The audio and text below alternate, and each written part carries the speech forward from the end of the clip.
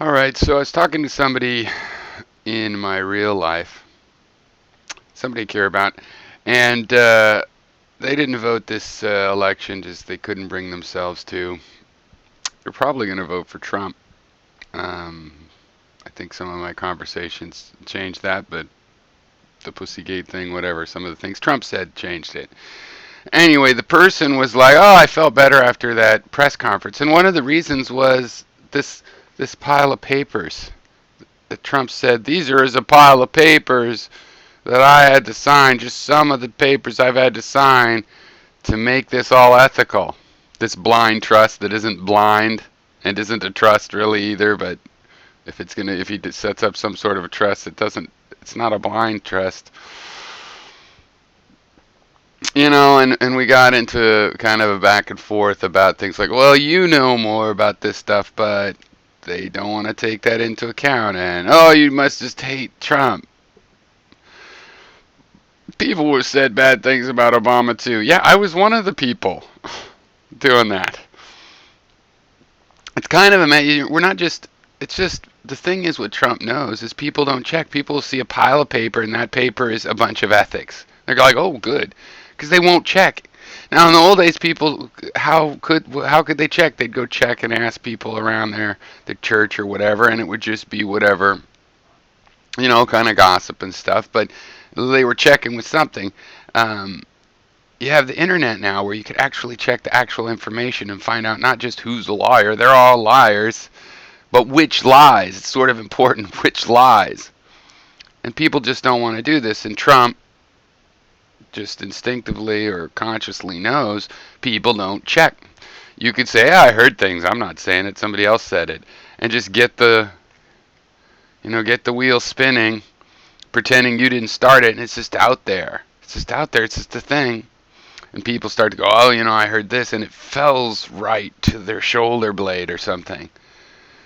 And between that and the fact that people these days like believing things that make them hysterical, and you have a real psychotic break coming.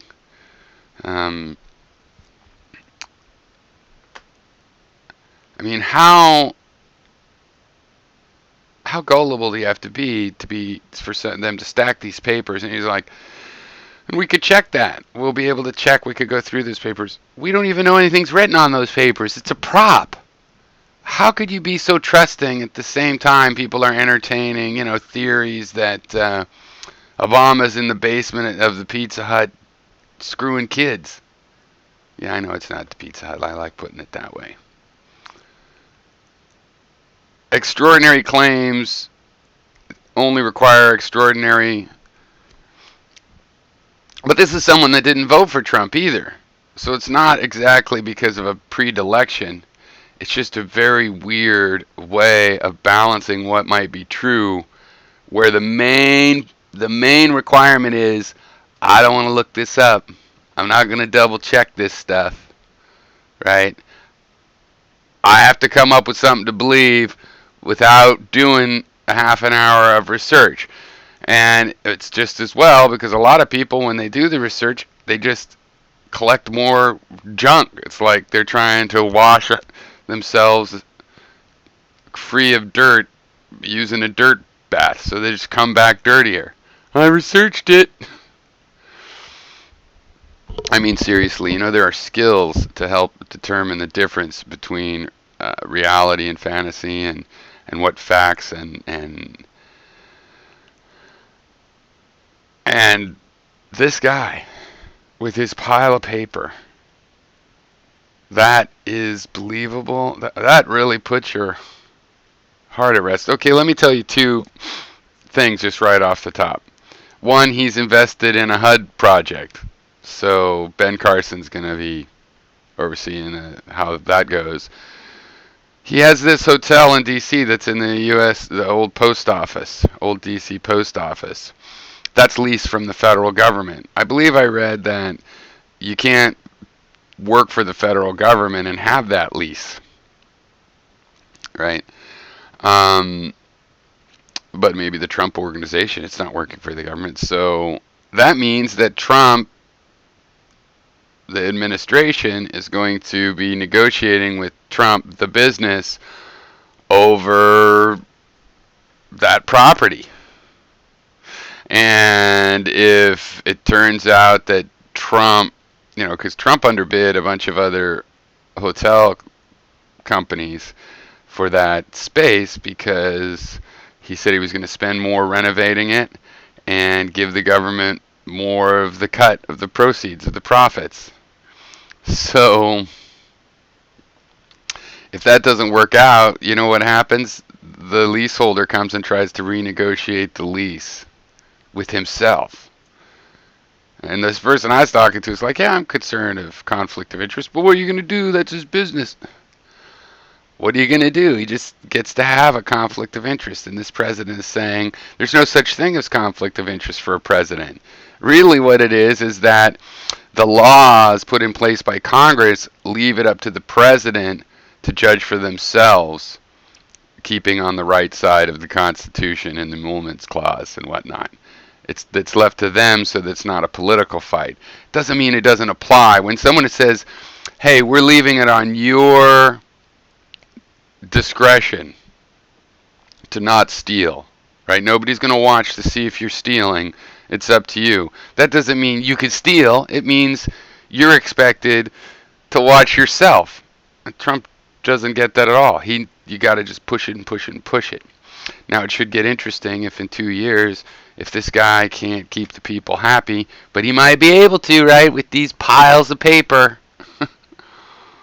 They just bring out twice as much paper and go, see, this proves that there's just a witch hunt out for me. If he keeps everything together, that'd be great, but I just don't see that happening. But if it happens, that'd be great. If not, if the Democrats take over, he can be impeached for taking money from foreign governments. Yeah, he could be impeached for getting a blowjob even, remember? The thing is, there's nobody else besides Congress, so the Republican Congress probably not going to do that. Though maybe that's not a sure thing because he has some people in the Republican Party that aren't that thrilled with him. But probably that won't go anywhere for that reason.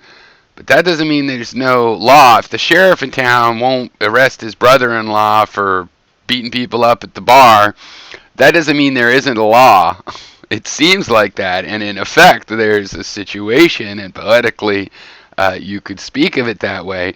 But there really is a law the whole time that's just not being enforced. So if the Congress isn't going to enforce these laws with Trump, well, we'll just see how that goes.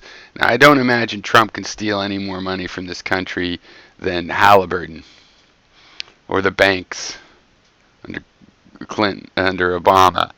So I don't think that that's going to siphon us more than normal. But I do think a lot of the things he's doing, I do see him as someone who will use the police and his powers for vengeance and leverage on his opponents. Not opponents to policies, but I just mean people that say bad things about him, or journalistic organizations that investigate his 7,000 outstanding cases in the court system. So I don't think that's good, but the bigger problem is definitely he could just put a pile. I got a bunch of piles of paper that say it was the other guy's fault. On the other hand, it's like if they can't police him, it's only because they don't want to, and that'll really tell us what the situation is. I think we probably already know with the Republicans, but it will be interesting to see what the Democrats do. On the other hand, I don't see myself ever voting for another Democrat. As a matter of fact, I've been looking into the modern Whig Party because they have a very good platform. And I just don't know. Are we going to have absolutely just, this is the final thing where we don't even pretend to have the rule of law anymore?